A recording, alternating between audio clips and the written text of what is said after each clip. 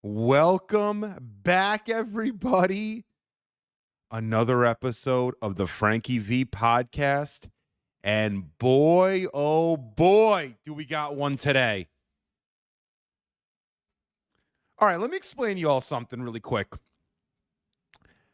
Last night, I got some food poisoning, right?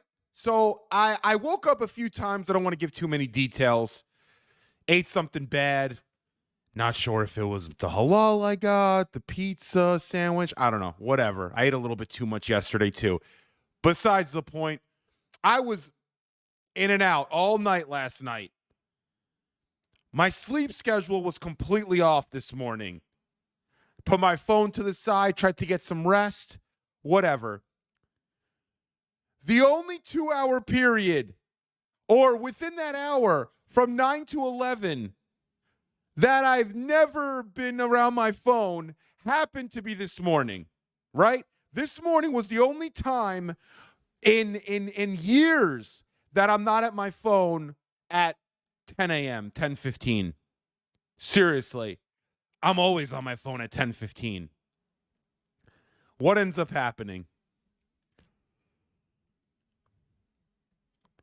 I mean, the fact that I wasn't around when this news dropped. And the news I'm talking about is Robert Saleh was fired.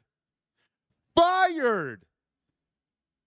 After going 2-3. Was fired by an owner that hasn't fired a coach in season ever. Ever. I mean, you have people that have been saying all year, that were saying in the offseason, oh, there's no way Robert Saleh is going to get fired. Woody's never done it before. There's no chance that's going to happen.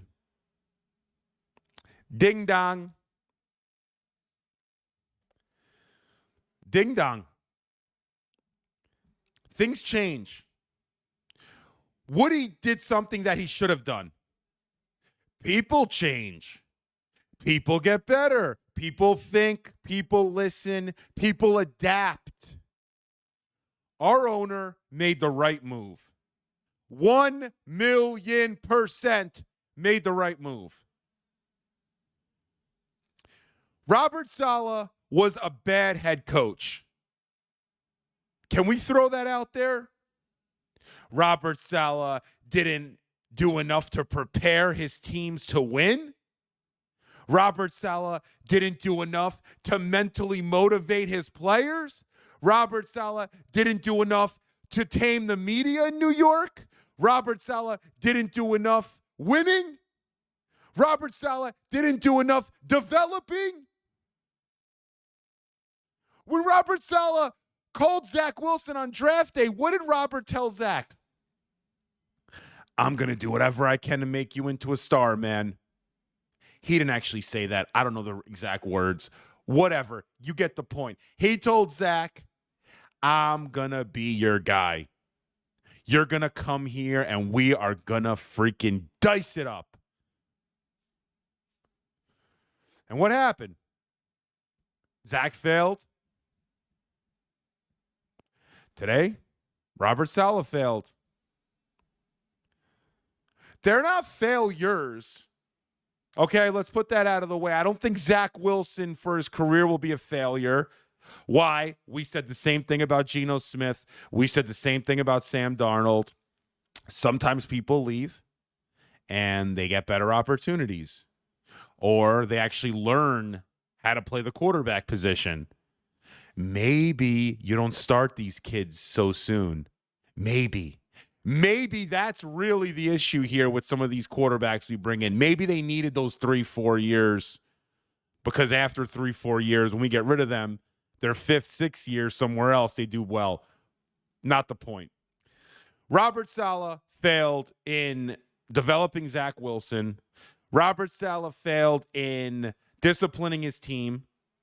The New York Jets at this point, we have the most penalties in the NFL since last season, over 160 penalties. Ridiculous. The Jets offense has scored the least amount of points per game since Robert Saleh has been the head coach here, 2021 till now. Robert Saleh's teams have turned the ball over the most since he got here. What's the owner supposed to do? Now, I didn't want Robert Saleh here to start the year. I thought after that athletic report came out, that 30 anonymous sources, and I'm not someone that really cares too much about what some of these mainstream-esque outlets are reporting. However, 30 anonymous sources to me was insanity. And then what happened at the, was it the owners meeting a few weeks later? Robert and Woody got into something, which was, I think part of that story had to do with it. So I said, this guy has no control right now of that organization. Okay? When I say no control of the organization, I don't just mean the locker room. I mean locker room, ownership, GM, your coaching staff. It's an ecosystem. He has no control of the Jets ecosystem, which you're in the middle of. Okay? You're the CEO. You're the coach. You're not necessarily the most important person in the franchise. Obviously, that's the owner. The GM's more important than you too, in some ways, in most ways, actually. You're, though, the glue. The head coach is the glue to ownership, to the GM, to the coaches, to the players. It's a cycle. What's that movie? Whatever. It's a circle. It's an ecosystem. You're the glue. There was no glue there, man. There was nothing. Players didn't get better underneath Robert Saleh for the most part.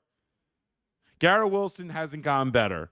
Sauce Gardner hasn't gone better. Quinnen Williams hasn't gone better. Breece Hall hasn't gone better. Really, nobody's gotten better. The only players that I would say that have gotten better are players that are playing for something, trying to prove, trying to get new deals, XYZ. Robert Saleh has not made enough people, stars on this team, better. You cannot win depending on Jamian Sherwoods and these Brandon Eccles, etc. You need Quinnen, after getting his money, to get better. You need Garrett to be the wide receiver 1A or 1A plus, which he can be. You need Breece to turn into the stud that he could be.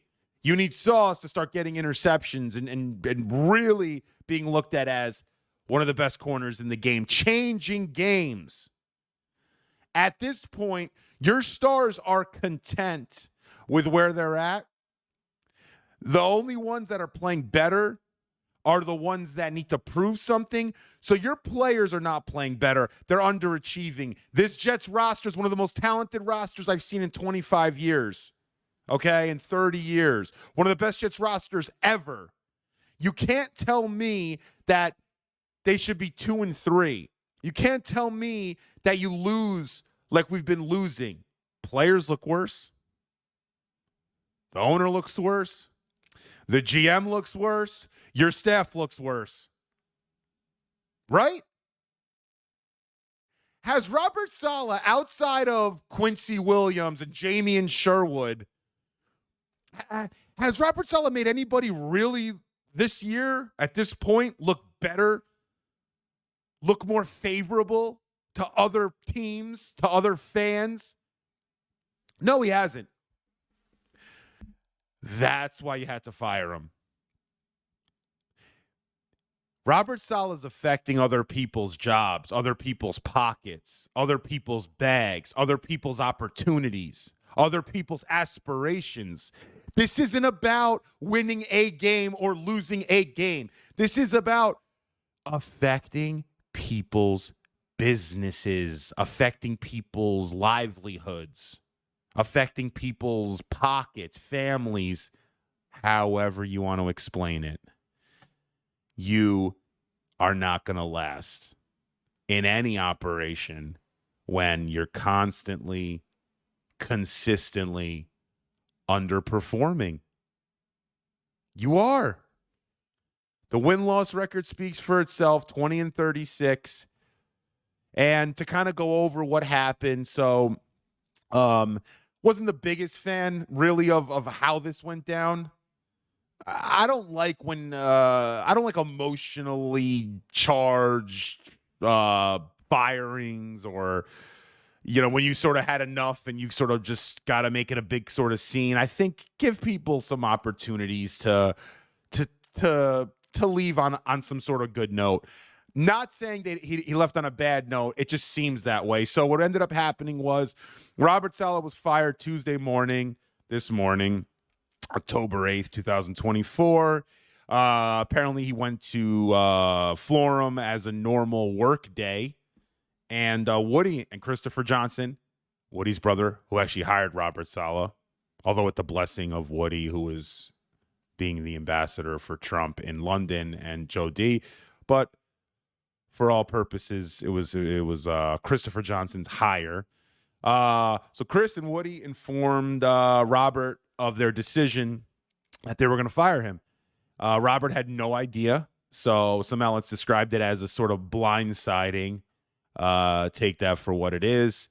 This is the first time in Woody Johnson's tenure as the owner of the Jets, 25 years, that he has fired a head coach during the season. In season, Saleh did not have the opportunity to speak to any of his players or coaches after his firing.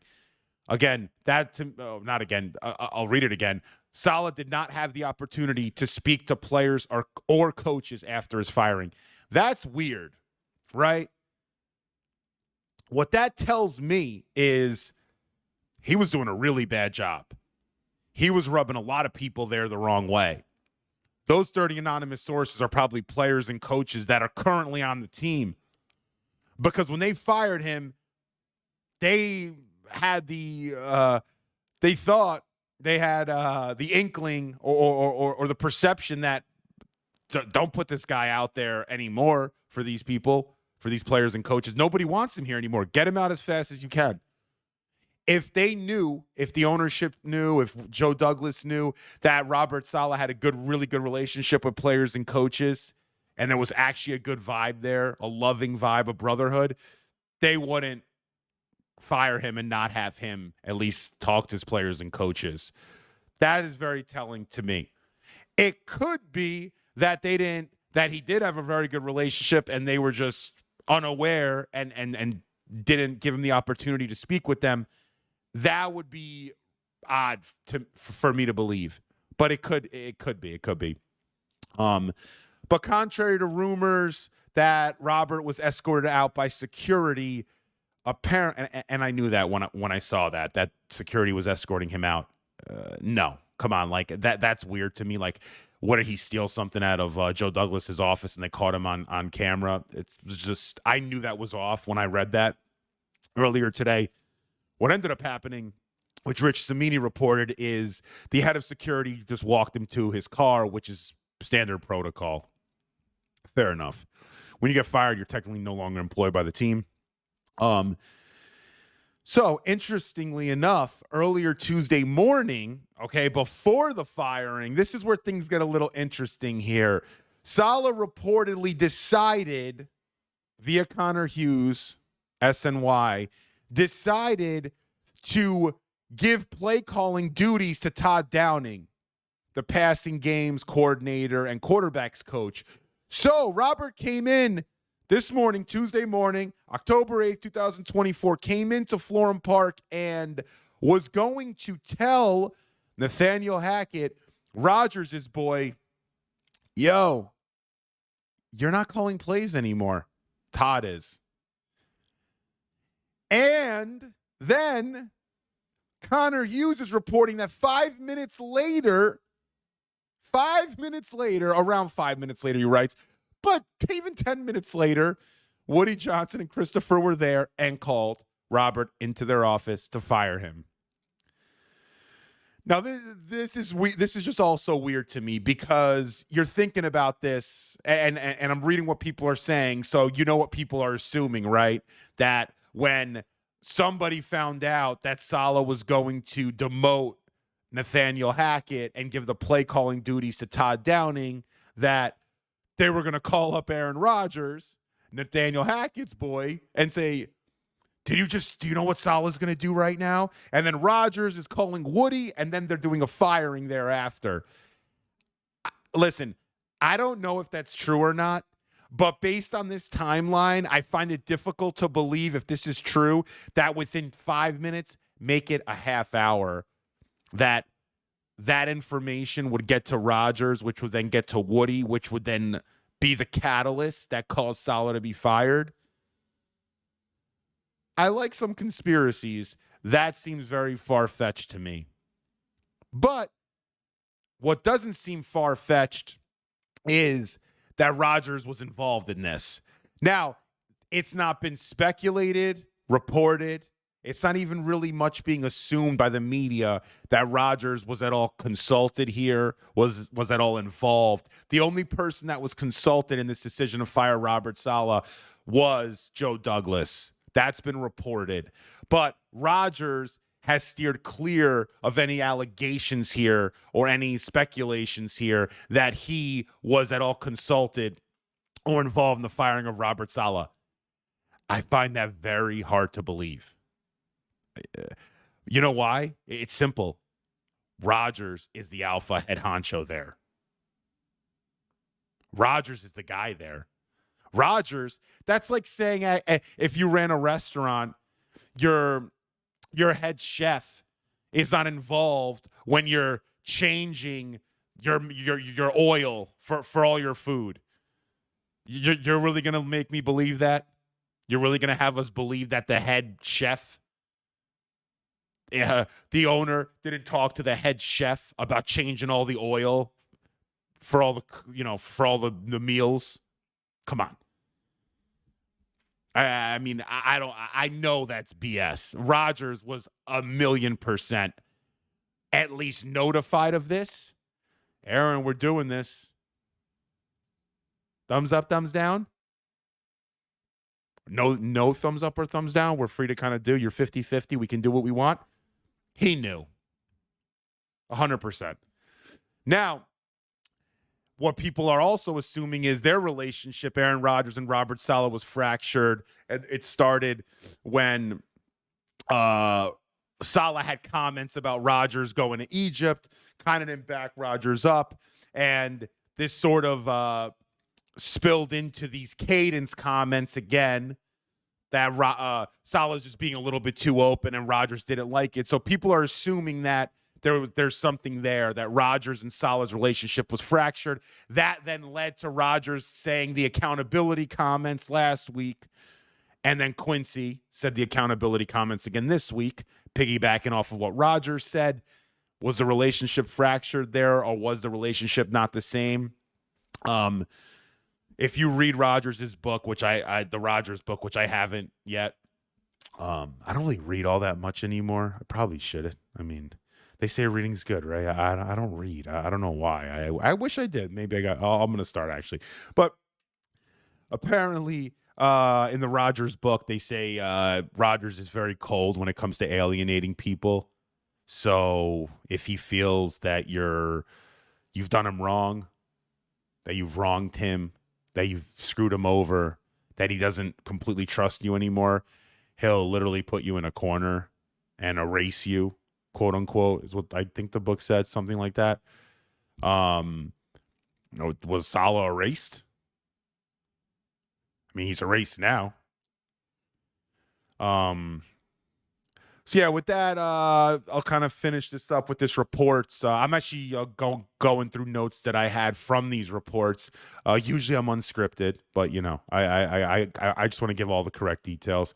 So Woody Johnson addressed the media today after the firing and said that this was his decision and his decision alone. Though he consulted with GM Joe Douglas, Woody emphasized this is one of the most talented teams the New York Jets have ever assembled, and he believed the change was necessary to bring in new energy and positivity for more wins. Agreed. He's 100% right there. This is one of the most talented teams. This is an underachieving team. This has been an underachieving team. I think last year we even should have made the playoffs. There's no excuses with this roster, and I'm sick of giving excuses for this team with this roster. Then he talked a little bit about Jeff Ulbrich, the vibe Jeff Ulbrich would bring, and the key thing he said is how Jeff Ulbrich is very in tune and has the trust of the players. He's very connected. He has a respect of the locker room, which he brought up a few times. Makes you think maybe Saleh didn't have the respect of the locker room if that was one of the key things he liked about Ulbrich. Wink, wink.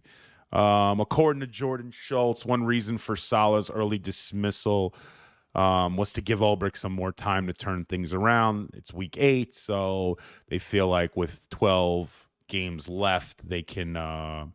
It's week 5, excuse me. That with 12 games left, they can turn things around.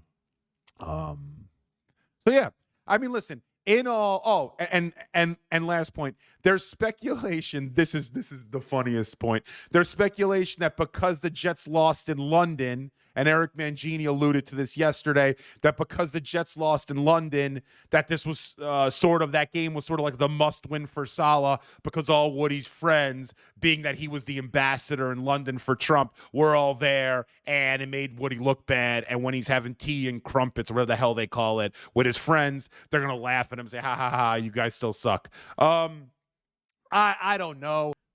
And getting into my last sort of point. Where does this team go from here? Because I see a lot of people saying, oh, what's Jeff Ulbrich going to do for this offense? He's a defensive guy just like Saleh, so what's the difference?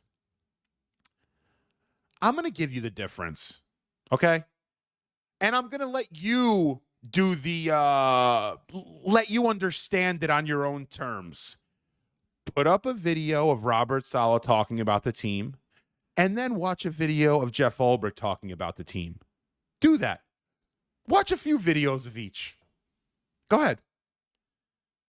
You tell me when Nate Hackett and Rodgers have to go into their meeting with the head coach to go over their game plan, you tell me which one of those two, Robert Saleh or Jeff Ulbrich, would you have to prepare a little bit more for? Would you have to try to impress just a little bit more? Would you put just a little bit more in terms of the hours you're putting in for that game plan? You tell me. You tell me who's a little more scary, who makes you feel like you might have to be a little bit better or might have to think through this a little bit more. That's it. Trust me. Hey, you know what? It's a very fan or outsider thing to kind of say, but we people have said this about Robert Saleh, about how he is based on what you see. He's too nice. He lets people get away with murder, quote unquote. He doesn't keep players accountable. And honestly, Kimberly Martin was at the Jets facility, I think a few weeks ago, and said, there's a college vibe here. It's like a fraternity. It's fun. It's loose, but it's a little bit much. Yeah, he's the substitute teacher. It works in some ways, and players like that. Players like Rob, because you don't want to play for Belichick. It's annoying. He's a jerk. He's an asshole. You don't want to have to show up on time every day and have him grill you in the face and it's like it can make you feel like you're not yourself. You feel uncomfortable around those guys sometimes, or those coaches. Robert's cool. You can do whatever you want, even if you're late a few minutes. He's cool. He's chill. You have to go pick up your wife somewhere. Maybe he'll let you leave practice early. He's that kind of guy. Belichick's not. Players like the Rob way more than the Belichick way. The difference is some players know that the Rob way doesn't work. It's too loose. You're not accountable. You're not putting in the extra time for a game plan. And it shows based on the win-loss. When players go play for Bill Belichick, when players go play for Sean McVay, when players go play for John or Jim Harbaugh, Kyle Shanahan, when players play for these guys, they know that all of those little annoyances or those things that, really, coach, I got to do this. Really, you're giving me shit for this.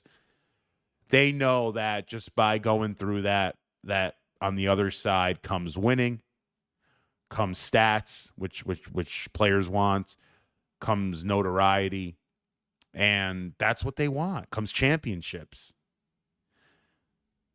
Being a player's coach in New York is very tough. And listen, I feel a little bit for Rob, although people are like, oh, screw him, he's getting paid XYZ.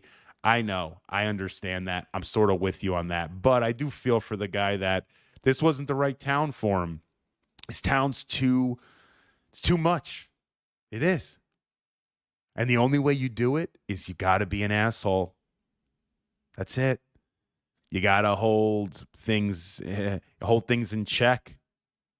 Like I was talking about, you have to be that glue, and you got to be super glue here. You got to be a freaking prick. You have to be Bill Parcells that tells media members to go F themselves and not, staying close with your Joe Beningo, Saleh, after he ousted your private text messages. Man, you should have sent him a text back so fast to go F himself. No, but you were nice. Nice guys finish last, and they definitely finished last in New York. Can't be a nice guy here as a head coach. You can't. When Rex got nice, he got worse. When Rex was they say when Rex was fat and an asshole, he was better. It's kind of true. Tom Coughlin was a jerk. Tom Thibodeau's the most successful coach right now in New York. He's a jerk, kind of. He is a jerk, actually. Not in a bad way. I'm just saying, like, a jerk meaning I don't care. Show up on time. Be 10 minutes early. And if you're not, I don't care what the reason is. Show me this game plan. What is this? Why? Are you stupid? Make this better. You're too good for this. Yada, yada. It's a tough place. Nobody cares about you out here, unfortunately. Someone bumps into you, they tell you to go F yourself. You might have your kids with you. They don't care out here. I mean, out here, I'm in Queens. New York City, they don't care. There's too many people. The rents are too high. The sandwiches cost $17.50 for a turkey cheese on a hero. Pizza, $6 a slice. You think rents are... studios are going for $3,000 a month. Do you think people have time to hear you, Robert Saleh, consistently saying, we'll get it fixed. We'll figure it out. We'll get it fixed. We'll figure it out. We'll get it fixed. We'll get it fixed. We'll figure it out. We'll figure it out. It's over. It is over.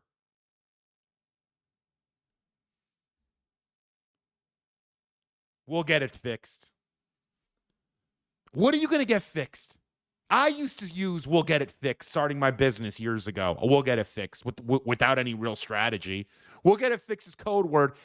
I want to get it fixed. I think I could figure it out, and that's what I'm going to tell you because I don't know what the hell I'm doing. That's literally what it is.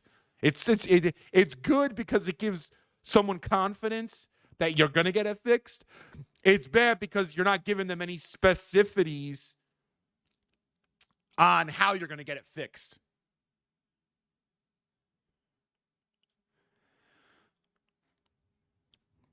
Never heard this guy one time say anything that has enlightened me.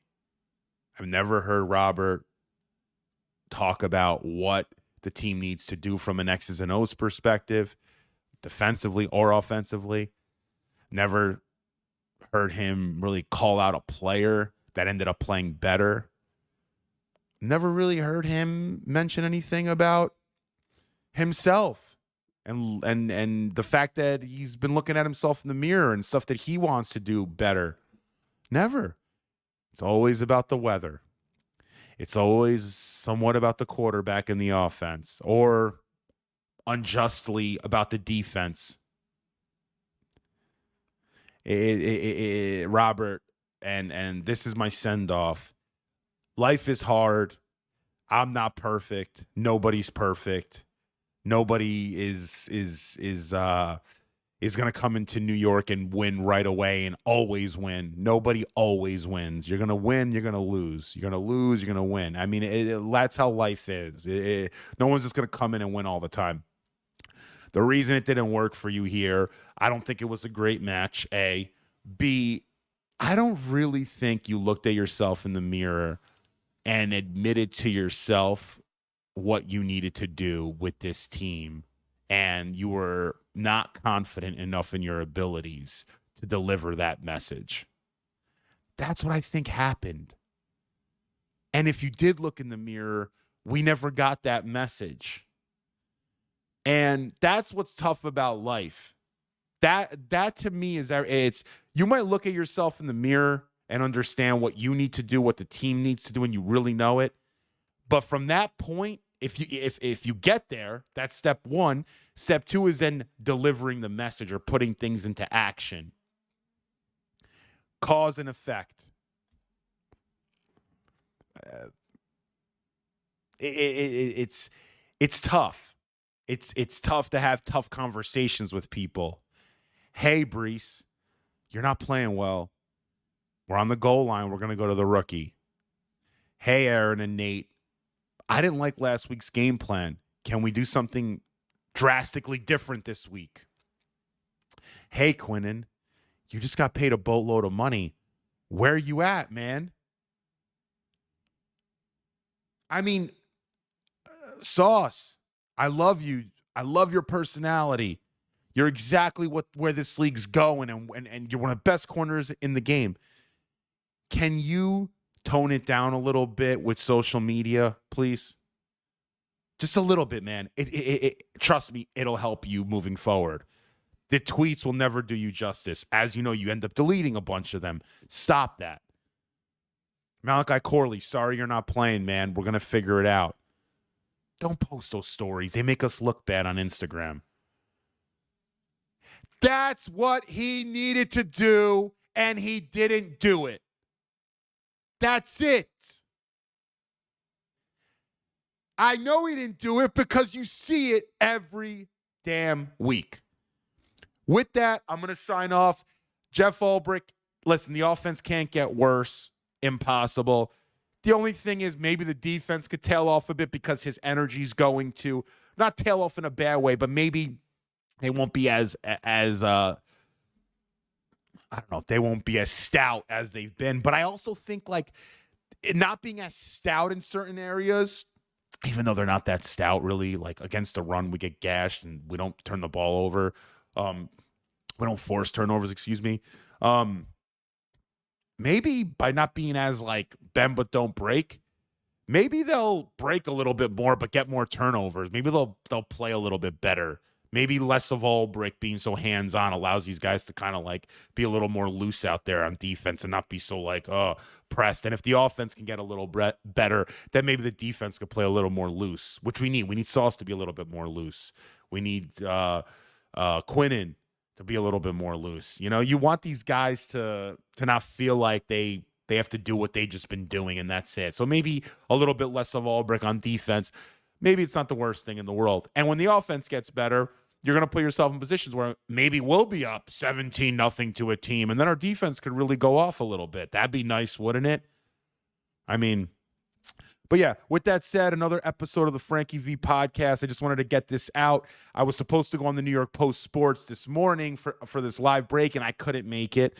Wasn't feeling well earlier in the day. Just a weird day for me, to be honest. One of the weirdest days actually in Jets football history. We haven't seen this. I was shocked. I'm still shocked. I'm curious where this is gonna go. But I think it'll be better. I think that Jeff Ulbrich has a great opportunity here to make something of himself. And there's a common theme with this Jets team. If you have to prove something, you'll show something. And then that's what we need right now. We need to show the world something, and I think things will work out. But yeah, with that being said, checking off Frankie V podcast. We outie, and I'll see y'all soon. I'll be on the post game after the Jets game on Sunday. We got the Buffalo Bills, which will be an interesting game on. Actually, it's Monday night. Excuse me, I should have known that.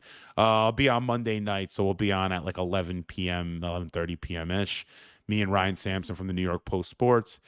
And yeah, with that, I'm signing off. Have a good week, and I shall see y'all soon. Later.